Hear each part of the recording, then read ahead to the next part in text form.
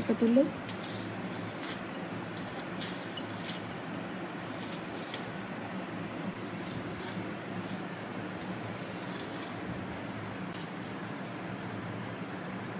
দেবো?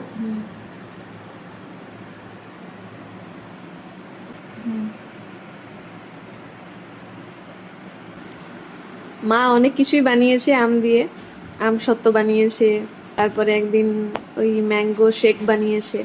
তো আজকে মা খাওয়াচ্ছে, আমি বাড়ি এসেছি বলে। এই যে আম সন্দেশ,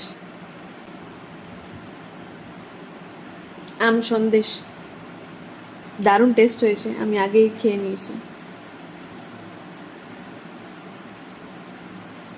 তুই আসবি জেনেই হবে। তিনটে আম ছিল, কি করবো তাই ভাবছি বলে বানান।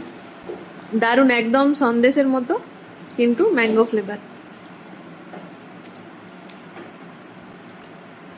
দারুণ হয়েছে, দারুণ।